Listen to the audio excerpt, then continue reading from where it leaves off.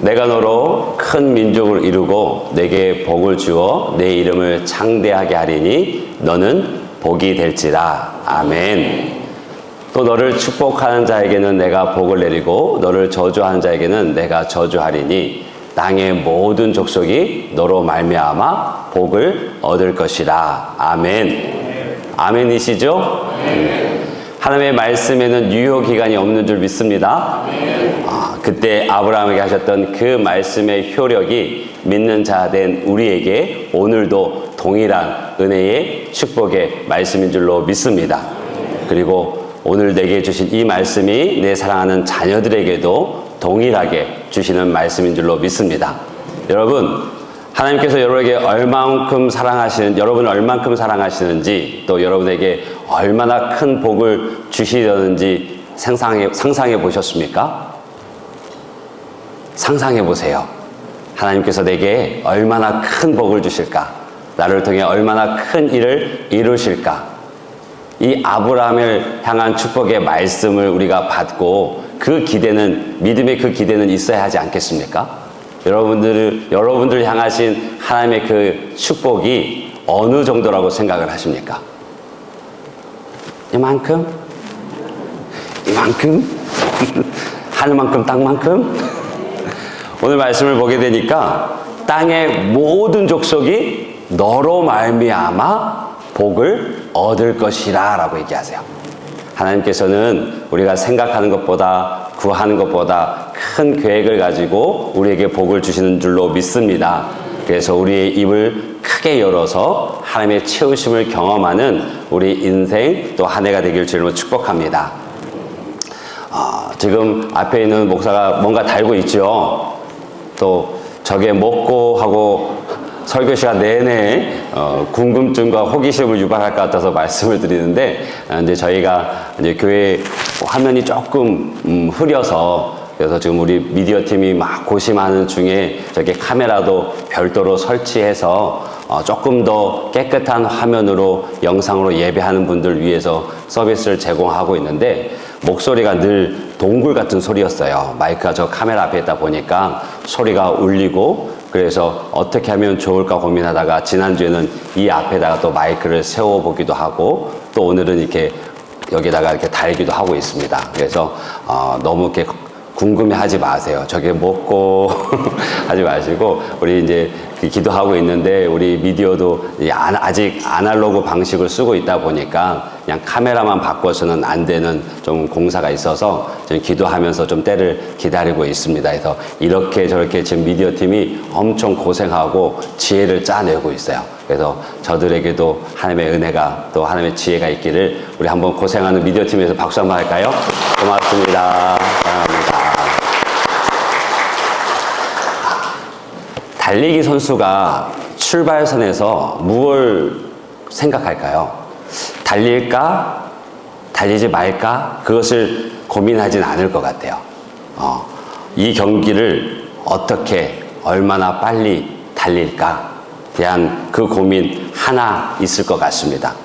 우리 중에 어떤 분은 경주를 시작하기 위해서, 이 믿음의 경주를 시작하기 위해서 출발점에 서 계신 분도 있고, 이미 출발해서 열심히 달리고 계신 분들도 있을 거예요. 출발점에 서 있든지 아니면 달리고 있든지 우리의 목표는 오직 하나죠. 성공적인 달리기, 즉 완주하는 것이 우리 목표입니다. 우리 신앙의 삶도 방금 말씀드렸듯이 달리기와 비슷해요. 오늘 사도 바울도 믿음의 경주라고 얘기하고 있습니다. 근데 그 달리기가 단거리 달리기보다는 마라톤과 가깝습니다. 42.19km를 달려야 하는 마라톤, 쉬운 일은 아닙니다. 그러나 또 수많은 사람들이 도전하고 해내는 것을 보면 또 그렇게 불가능한 것은 아닌 것 같습니다. 하지만 또 생각에만 그치고 시도하기 쉽지 않은 것도 마라톤입니다. 여러분도 아마 학창시절에 아니면 젊을 때에 마라톤 한두 번 해보신 경험이 있으실 거예요. 제가 처음 마라톤 한 게 중학교 2학년 때. 별로 놀라시지 않네요? 물론 42.19km를 다 달린 건 아니고 체육대회 마지막 순서가 이 전교생이 마라톤을 하는 거였어요. 지금 생각해보면 한 10km 남짓 될 것 같아요. 그래서 학년별로 시간을 두고 달리기를 시작해서 다 맞추는 게 그 체육대회의 마지막 순서여서 중학교 2학년 때 처음 마라톤이라는 이름으로 한번 달려봤습니다. 그 마라톤 그 출발선에 혹시 서 보셨습니까? 뭐 체육대회 때 뭐 100m 달리기도 해보고 이어 달리기도 해보셨을 때 그 앞에 섰을 때 그 마음 어떠세요? 막 심장이 막 쿵쾅쿵쾅 하죠. 막 설레고 막 저도 똑같았어요. 제가 뭐 그게 운동에 소질 있는 친구는 아니었기 때문에 그래도 마라톤을 한다는 것에 막 심장이 막 뛰고 막 그랬습니다. 그리고 땅 하는 소리와 함께 그냥 막 달렸죠, 친구들하고. 근데 어떻게 됐을까요? 좀 가다 못해 이제 숨이 차고 이제는 멈추고 싶을 정도로 가슴이 터질 것만 같은 것을 경험하게 되어집니다. 정말 포기하고 싶은데 그래도 자존심이 있어서 포기는 못하고 이것이 걷는 건지 뛰는 건지 모를 정도로 그렇게 달렸습니다. 제 기억에는 악물고 달렸던 것 같아요. 이를 악물고. 그런데 뭐 걷다 달리다 하다가 반환점에 대해서는 기다리고 계신 선생님이 야 조금 더 빨리 달려라는 말과 함께 손등에 반환점 확인 도장을 찍어 주셨어요. 근데 그때 이미 제 체력이 바닥이 난 상태. 그래서 친구하고 같이 걷는 건지 달리는 건지 오히려 걸었던 시간이 더 많은 것 같아요. 친구와 대화도 할 정도로 여유 있게 그렇게 했고 결국 마라톤은 다 마쳤습니다. 어떻게 마쳤는지 하나님의 은혜로 마쳤습니다. 그렇게 힘들게 걸어가고 있는데 경운기가 지나가더라고요. 마음 좋은 아저씨가 태워주셨어요. 그래서 저희가 다 타고 학교 앞에 그 사거리에 내려서 다시 뛰어갔습니다. 그래서 은혜 가운데 잘 마쳤는데 건강을 위한 달리기나 아니면 뭐 이런 마라톤은 선택이잖아요. 우리가 그것을 할 수도 있고 또 안 할 수도 있고 또 달려도 부상이라든지 다른 상황들 때문에 멈춰서 다음 대회를 기대할 수도 있습니다. 그런데 신앙의 삶 또 믿음의 경주는 도중에 멈출 수가 없습니다. 마지막 결승선까지 달려야 합니다. 42.19km 그 마라톤을 준비하는 이들이나 또 달리는 이들이나 아니면 그 경험이 많은 이들이나 달리면서 공통적으로 요구되어지고 스스로에게 용기를 불어두며 다짐하며 외치는 말이 뭘까요? 포기하지 말자. 끝까지 가자. 해보자. 해내자. 라는 말일 것입니다. 그렇게 우리 신앙의 삶도 믿음의 경주도 결코 포기해서는 안 됩니다. 결코 멈출 수 없습니다. 많은 사람들이 처음에 믿음의 그 길을 걷게 되어지면 큰 설렘과 또 기쁨과 감사와 찬송으로 시작하게 되어지는데 얼마 못 가서 어려움이 생긴다든지 또 고통이 있게 되어지면 금방 피곤해지고 또 주저앉아 버리는 경우도 종종 있습니다. 여러분, 신앙생활은 어떻다고 생각하세요? 결코 편안한 길이 아닙니다. 형통의 길만 달리는 것이 아닙니다. 여러분, 고3 수험생들 한번 생각해 보세요. 그들이 정말 원하는 대학, 원하는 과에 진학하기 위해서 그동안도 공부해 왔지만 이 한 해를 얼마나 부담감을 가지고 또 얼마나 열심히 공부하겠습니까? 그 꿈을 이루기 위해서 잠도 줄여가며 또 우리 청년들이 그렇게 대학을 가서 또 사회 속에 나아가기 위해서 직장을 찾기 위해서 또 얼마나 열심히 많은 기업의 문을 두드리고 또 몸부림치고 있습니까? 또 우리가 직장에 들어가 살아가면서도 승진을 위해서 더 높은 직급을 위해서 얼마나 많이 애쓰고 또 밤을 낮과 같이 밝히고 있습니까? 또 우리가 살아가면서 작은 그 생계를 위해 가족을 위해서 작은 사업장을 열든 아니면 가게를 운영하든 새벽부터 늦은 밤까지 정말 많이 수고하고 몸이 부서질 정도로 일하고 있는 것이 우리 모습 아닙니까? 우리가 좀 더 주님 앞에 바로 쓰임을 받고 하나님의 영광을 위해서 또 하나님의 영광이 우리 소유가 되기 위해서 걸어가는 그 길이라면 어떻겠습니까? 신앙생활은 힘든 길입니다. 어려운 길입니다. 또 외로운 길이고 험한 길입니다. 그래서 예수님께서는 그 신앙생활을 두고 좁은 문에 비유하셨어요. 그리고 그 길은 좁고 협착한 길이라고 말씀을 하셨습니다.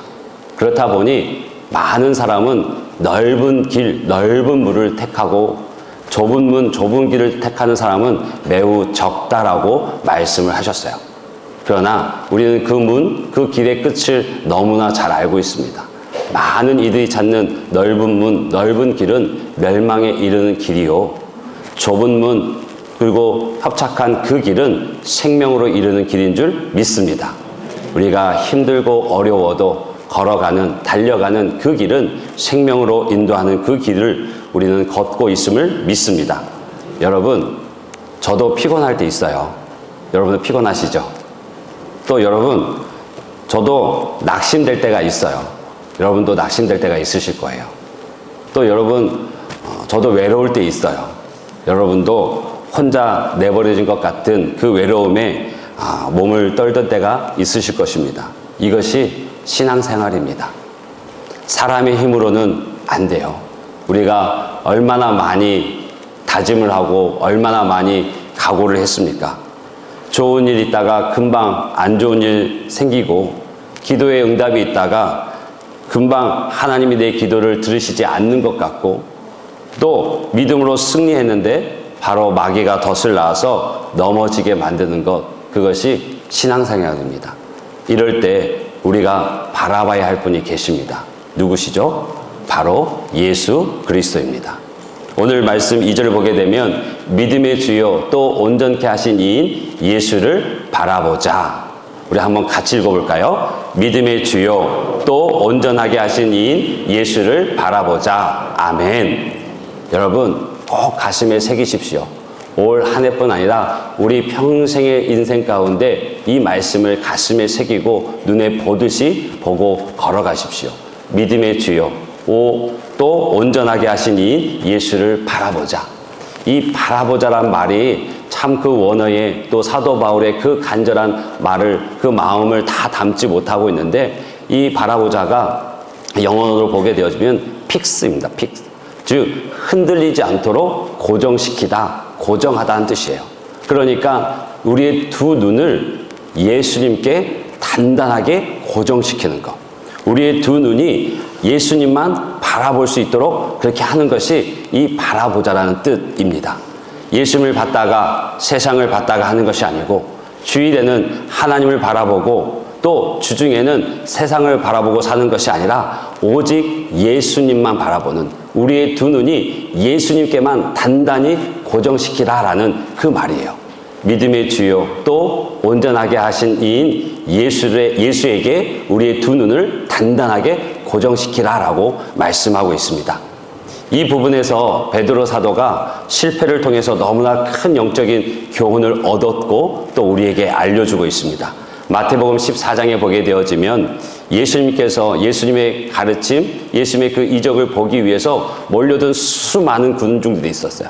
그들이 예수님의 가르침을 따라서 듣고 또 은혜를 입으면서 시간 가는 줄 몰랐고 그들이 허기지게 되어집니다.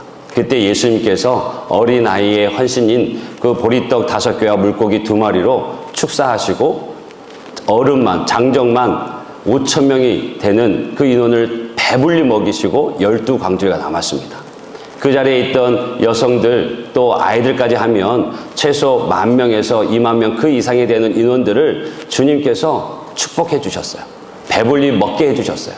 그 군중들의 필요를 채워주셨습니다. 우리의 주님이 그런 주님이신 줄 믿습니다. 우리의 필요를 채우시고 우리의 배고픔을 채우시는 분인 줄로 믿습니다. 그리고 나서 예수님께서 조금 이상한 모습을 보이세요. 그 축복을, 그 기적을 베푸자마자 얼른 제자들을 재촉해서 내어보냅니다. 강 건너편으로 가도록 막 몰아치세요. 그리고 나서 남아있는 그 사람들을 하나하나 뿔뿔이 흩으십니다. 돌아가도록 만드세요. 이 부분에 대해서 매튜 헨리는 왜 그러셨을까? 매튜 헨리가 해석하기를, 왜냐하면 그 군중들이 배고픔이 해결되어지는 그 기적을 보고 주님을 억지로 자신들의 임금 삼으려는 그 생각과 마음을 주님이 아셨기에 제자들을 먼저 그 다리를 떠나게 하시고 주님께서 마저 그들이 안전하게 돌아갈 수 있도록 해산시켰다라고 해석을 합니다. 그 해석에 저는 동의합니다. 그렇게 예수님께서 기적을 베푸시고 다 해치신 후에 제자들이 강 건너편으로 가고 있는데 밤새 거센 바람과 파도에 고생하고 있어요. 큰 고난을 당했습니다. 어찌할 바를 몰라서 헤매고 있을 때 주께서 밤 사경에 깊은 밤, 그 깊은 밤에 바다 위를 걸어서 그들에게 다가가십니다. 자신들에게 다가오는 예수를 보고 그들이 어땠을까요? 유령인 줄 알고 혼비백산하고 두려워합니다. 그때 예수님께서 나니 두려워하지 말라라고 말씀하세요. 그 말씀을 듣고 그 예수님을 확인한 베드로가 믿음으로 고백합니다. 믿음으로 말씀을 드려요. 예수님, 정말 예수님이시거든 저를 오라 하십시오. 제가 그 바다 위를 걷게 하십시오라고 얘기해요. 예수님께서 그래 오너라 라고 말씀하세요. 베드로가 예수님 바라보고 그 배에서 뛰어내려서 그 출렁이는 그 거센 파도가 있는 그 파도를 걸어서 주님 앞에 나아갑니다. 그런데 몇 발짝 가지 못해서 다시 물에 빠져요. 그래서 죽음의 공포 속에서 주님께 살려달라고 소리를 외치고 손을 내밉니다. 그때 주님께서 즉시 손을 내밀어 그 베드로를 잡으시고 일으켜 주세요. 그리고 그에게 한마디 하십니다. 이 믿음이 적은 녀석아, 이 믿음이 적은 자야 라고 그에게 말씀하시고는 배에 오르십니다. 그 배에 오르시자 그 거센 바람도 출렁이는 바다도 잠잠하게 되어집니다. 주님께서 우리 인생의 배에 오르실 때 그 모든 문제는, 그 모든 파도는, 그 모든 바람은 잠잠게 될 줄로 믿습니다. 베드로가 왜 물에 빠졌을까요? 우리는 그 답을 잘 알고 있죠. 예수님을 바라보고 예수님께 시선을 고정하고 있을 때는 안전하다 여기는 그 배에서 뛰어내릴 수 있었고, 칠흑같이 어두운 그 출렁이는 바다, 거센 파도가 두렵지 않았어요. 그런데 그렇게 예수님만 보고 걷던 그가 물에 빠진 이유가 무엇입니까? 파도를 봤으니, 물을 봤으니까, 환경을 봤으니까, 주님께부터 고정했던 그 시선을 돌려서 상황을 보고 형편을 보게 되어지니까 물에 빠져들게 된 것입니다. 우리도 주님께 시선을 둔다면, 오직 주님께 그 시선을 고정한다면 거센 바람과 그 출렁이는 파도도 반석이 되어져서 물 위를 걷는 은혜가 있는 줄로 믿습니다. 그 주님이 어떤 분이십니까? 그 주님은요, 믿음의 주요 또 온전하게 하시는 이이십니다. 믿음의 주라는 뜻은 믿음의 창시자, 믿음의 선구자라는 뜻입니다. 예수님이 그 믿음의 출발선이고 마지막 결승선이라는 뜻이고요. 또 그 믿음의 경주를 친히 몸소 달리셨던 분이 예수님입니다. 예수님께서 그 믿음의 경주를 하시면서 그 시선을 어디에 두셨을까요? 오직 하나님께 두셨습니다.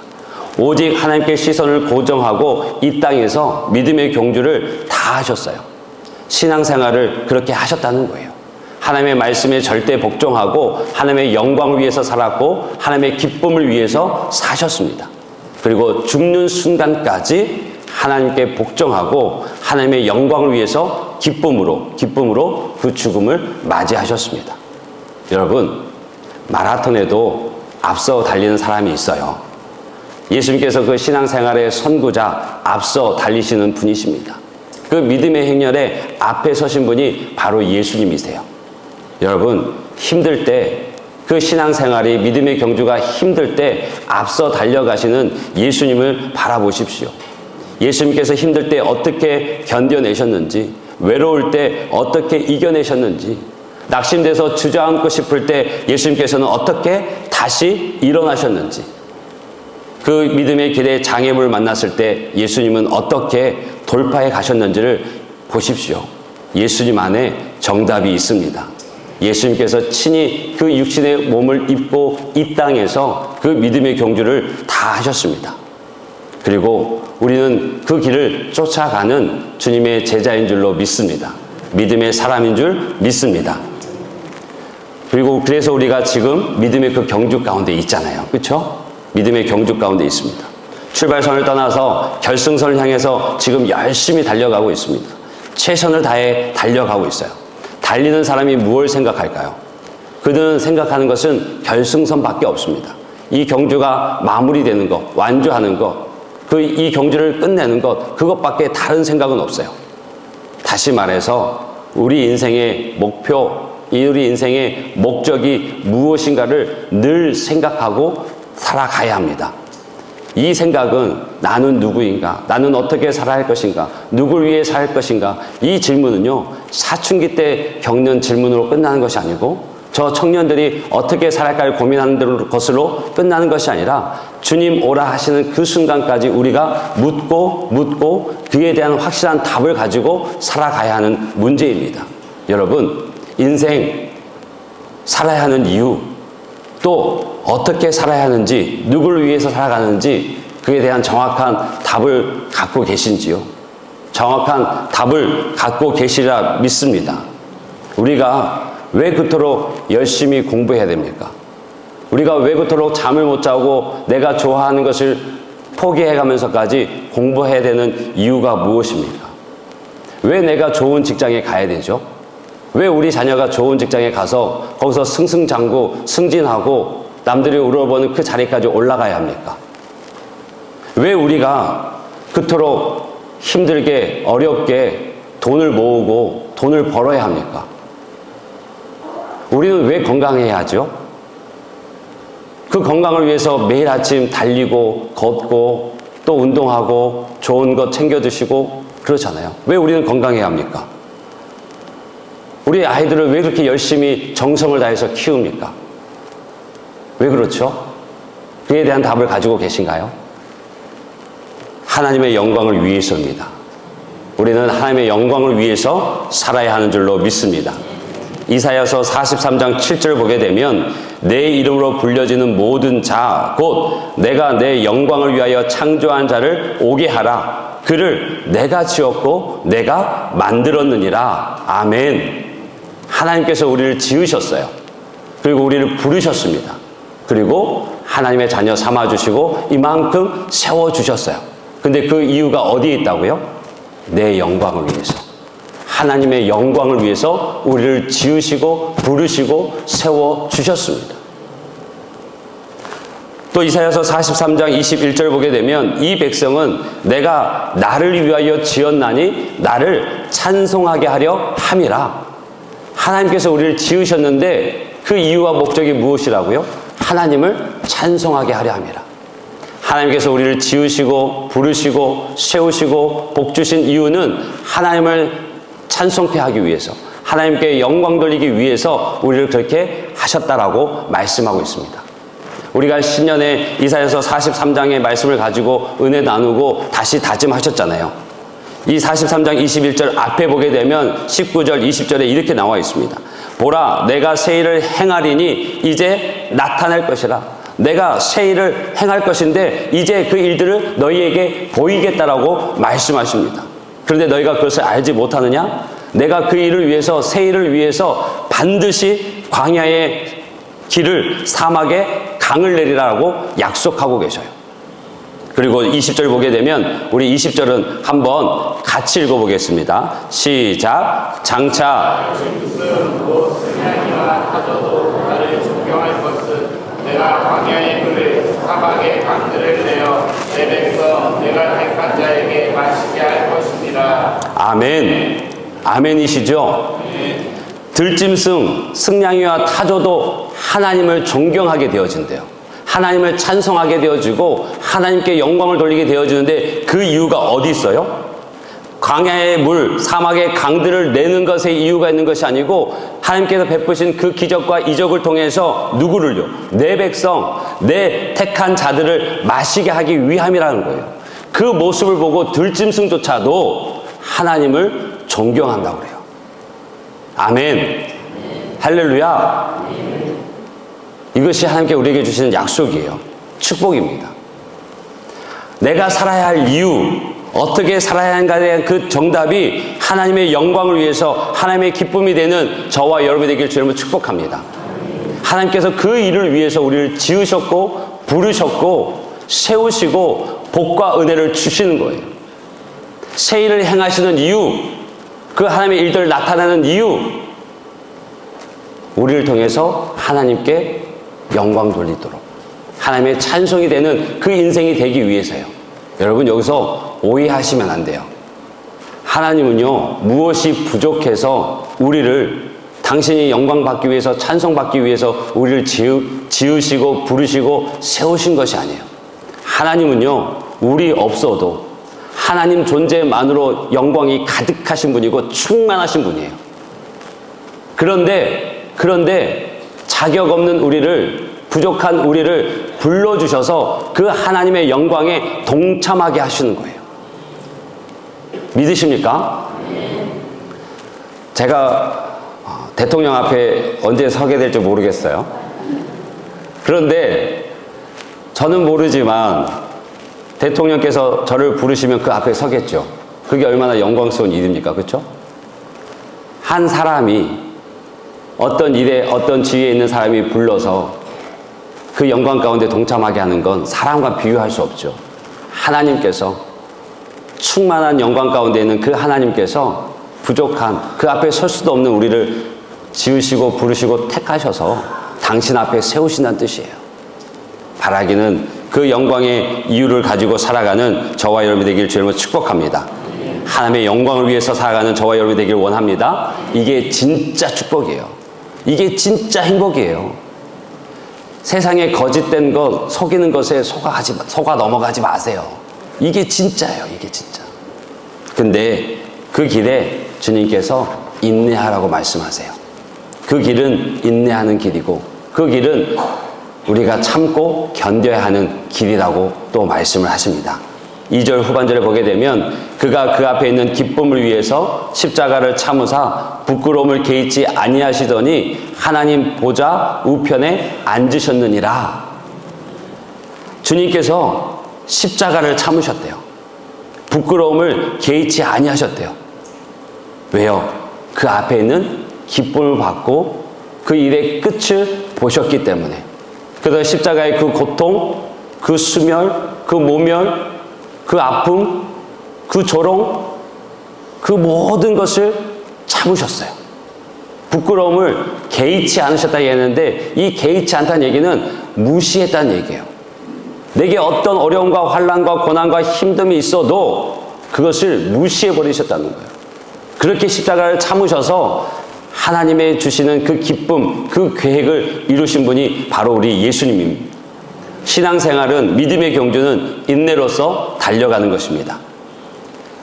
최근에 마라톤에 관련된 영화가 하나 나왔어요. 혹시 보셨는지 모르겠어요. 그 영화의 주제는 보스턴 마라톤 대회 실화를 근거로 만들었습니다.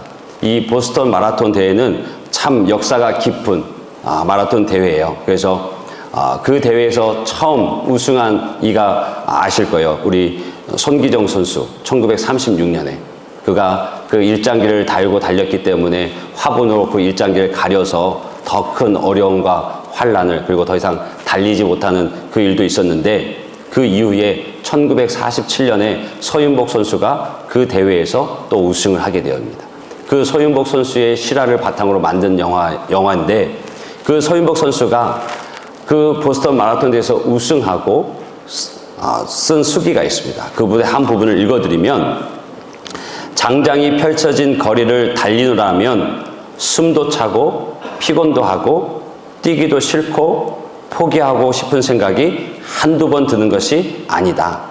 허나 이런 생각이 들 때면 즐거운 아주 경쾌한 노래를 부르며 달린다. 저 앞쪽에 보이는 전봇대를 나보다 앞서가는, 아니 세계적인 그 선수로 생각하고 기어이 따르고야 말겠다는 일념으로 달리고 또 달린다. 히브리서 12장 2절의 말씀이 다 담겨져 있어요.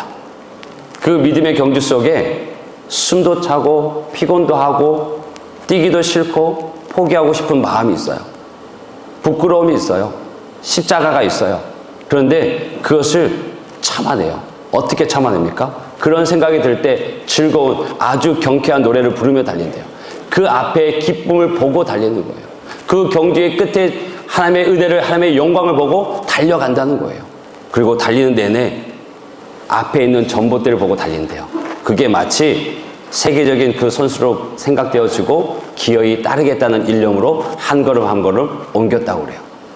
그 믿음의 경주 속에 앞서 행하시는 주님 바라보고 걷는 뛰는 우리의 모습 같습니다. 여러분, 포기하지 마십시오. 완주하십시오. 그 길에 하나님의 은혜가 있는 줄로 믿습니다. 이 보스턴 마라톤 코스는요, 일반 우리 마라톤과 조금 다른 게 이 출발점과 결승점이 달라요. 보통 마라톤은 출발하는 곳으로 출발해서 반환하고 다시 도착점이 되어지는데 이 출발점과 도착점이 다른 그런 코스입니다.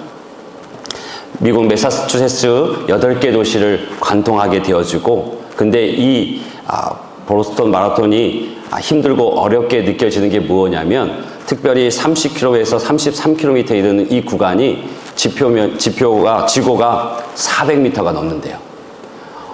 진주시에 있는 산들이 망진산이 200m가 안 됩니다. 주변에 있는 산들이 조금 높다 하면 250 정도 되어지는데, 이 마라톤 코스 안에 400m가 넘는 그 구간이 있다는 거예요. 그 구간은 뭐예요? 그만큼 오르막이 있다는 거죠. 그래서 이 코스를 상심의 언덕이라고 부른다고 합니다. 하트 브레이크 힐, 즉 마음이 깨어지는, 달리고 싶은 마음조차 없게 만들고 포기하고 싶은 만들고 피곤이 극도로 몰려오는 그 구간을 상심의 언덕, 하트 브레이크 힐이라고 해요. 그런데 이 소윤복 선수가 승부의 기점을 어디로 삼으신 줄 아세요? 바로 그 구간을 삼았어요. 그 구간이 승부를 결정짓는 기점으로 삼고 그 기간에 남들보다 더 힘을 내서 달렸습니다. 그래서 1등하는, 승리하는 그 일을 이루어내고 말아요. 여러분, 힘들다면 더 힘을 낼 수 있는 은혜가 있길 주님을 축복합니다. 오늘 마태복음 24장의 말씀도 보면, 그러나 끝까지 견디는 자는 구원을 얻으리라. 아멘. 주를 따라가는 그 십자가의 길은 험난하고 어렵습니다. 늘 사탄의 각종 시험이 난무하고 사람과 사람 사이에 늘 충돌이 있는 그 길입니다. 이런 상황에서 우리가 참고 견디는 인내심이 없다면 주를 따라 마지막까지 가기 어렵습니다. 그래서 로마서 5장을 보게 되면, 다만 이뿐 아니라 우리가 환난 중에도 즐거워하나니 이는 환난은 인내를, 인내는 연단을, 연단은 소망을 이루는 줄 알미로다. 이 환난 중에 즐거워하는 이유가 어디 있을까요? 환난 중에 즐거워할 수 있는 이유가 어디 있습니까?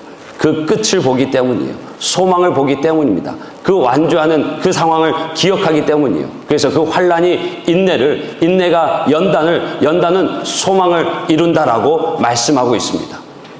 또 로마서 12장에 보게 되면, 소망 중에 즐거워하며 환난 중에 참으며 기도에 항상 힘쓰나요. 우리가 믿음의 경주 속에서 걸어가면서 이 두 말씀을 붙잡고 걸어가는 저와 여러분이 되길 주님을 축복합니다. 여러분, 우리의 믿음의 경주는요, 결코 혼자 가는 길이 아니고요, 또 이 길은 여러분들이 처음 걷는 것도 아니에요. 이미 수많은 이들이 그 길을 걸었고 그 길을 완주했고 그 영광스러운 자리에 이미 올라 있습니다. 그리고 우리가 그 길을 혼자가 아닌 함께 걸어가고 있어요. 우리의 믿음의 경주에 오늘 말씀 1절에 보게 되면, 구름같이 둘러싼 허다한 증인들이 우리를 응원하고 있다고 그래요. 허다한 그 증인들이 믿음의 경주에서 겪게 되는 모든 것을 다 경험하고 승리했던 그 사람들이 우리를 응원하고 있다고 합니다. 11장을 보게 되면 믿음의 그 사람들이 있어요. 아니, 이름 없는 사람들이 세상이 감당할 수 없는 믿음을 가지고 살았다고 증언하고 있습니다. 그 증인들이 지금 달리기 하고 있는, 믿음의 경주하고 있는 저와 여러분을 응원하고 있어요. 그 응원의 소리가 들리십니까? 응원 소리가 들리세요? 들렸으면 좋겠어요. 응원하고 계세요. 우리가 생각할 때 모든 것이 끝장났다고 생각될 때 요셉이 응원할 겁니다. 나도 종으로 팔려가고, 그리고 감옥에까지 내려갔을 때 끝장난 것이라고 생각했지만, 그렇게 보였지만 나는 하나님을 절대적으로 신뢰했어. 하나님을 포기하지 않았어. 하나님을 바라봤어. 그랬을 때 결국 하나님의 계획 속에 애굽 총리가 되었잖아.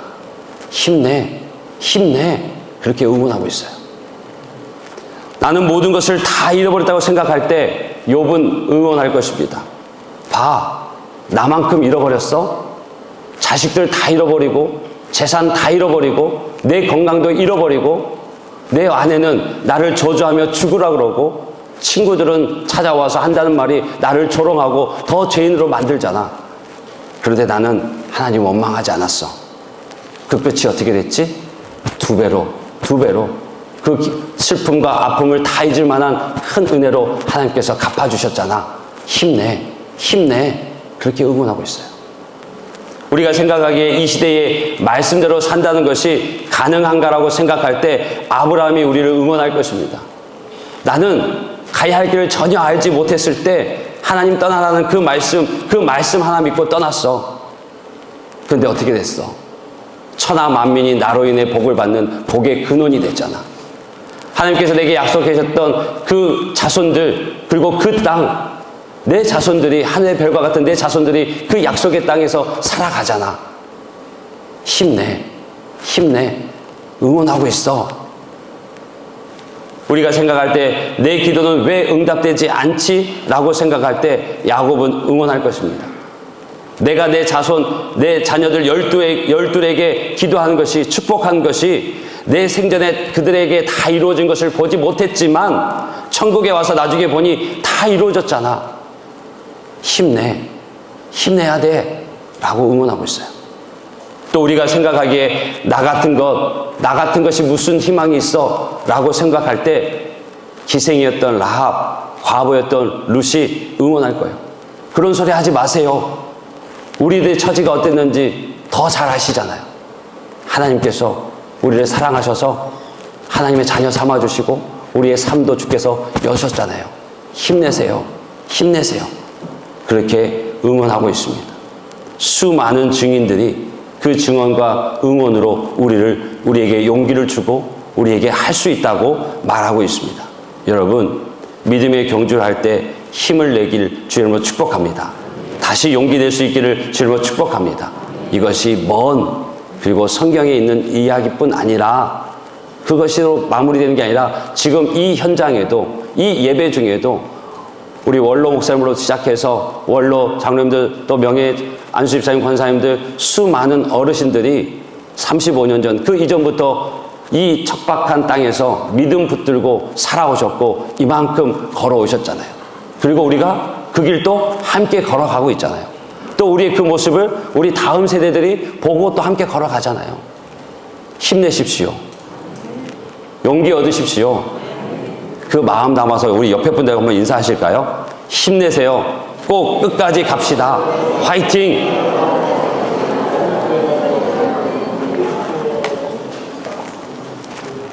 화이팅입니다. 힘내십시오. 그 길에 주님께서 함께 하십니다. 다른 누구보다 그 믿음의 경주의 시작과 끝이 되신, 그리고 육신의 몸으로 이 땅에서 사셨던 주님이 그 길을 걸으셨고 달리셨어요. 그리고 지금 내 곁에서 누구보다 크게 응원하고 계십니다. 그 주님의 음성이 들려지는 저와 여러분 되길 주님으로 축복합니다. 예수님께서 그 앞에 있는 기쁨을 위하여 십자가를 참으사 부끄러움을 개의치 아니하시더니 하나님 보좌 우편에 앉으셨더니, 그 인생의 경주, 믿음의 경주의 끝은 하나님의 보좌입니다. 하나님의 영광입니다. 달려가는 그 길에 우리 인생의 이유와 목적이 무엇인지를 분명하게 답하고 앞서 달려가시는 주님을 바라보고 힘내어 달려가는 저와 여러분이 되길 주님을 축복합니다. 여러분, 믿음의 주요 또 온전하게 하신 이인 예수를 바라보자. 한번 같이 합창해 볼까요? 시작. 믿음의 주요 또 온전하게 하신 이인 예수를 바라보자. 아멘. 그 예수님 바라볼 때, 그 예수님께 우리의 두 눈을 고정시킬 때 우리는 믿음의 그 길 속에 승리하게 되어집니다. 때마다 일마다 주님께서 주시는 은혜로 말미암아, 공급하시는 그 힘으로 말미암아 우리는 다시 달리고 다시 그 믿음의 경주에서 하나님을 찬송하며 걷게 될 줄로 믿습니다.